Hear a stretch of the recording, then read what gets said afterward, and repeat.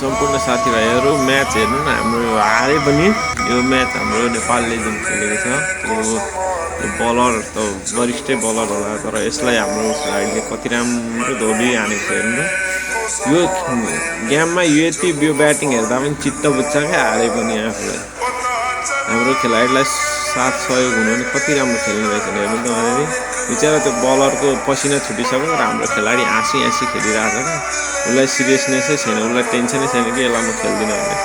मजाले पिटिरहेको छ त्यो हो नि त खेलाडीलाई यसो साथ सहयोग हुनु पर्यो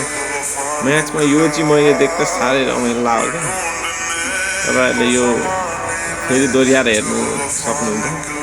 हेर्नु त कस्तो छ दामी पिटेको छ क्या धोबी दिन्छ नि त अनि छक्का दिएपछि आउट हुनु फरक कुरो हुन्छ तर पिट्न त पिटेको छ नि हेर्नु त कति राम्रो छ खेलाडीको पसिना छुट्याइदिइरहेको छ त्यो बलरको बिचरालाई कन्फ्युज भइरहेको छ कि म के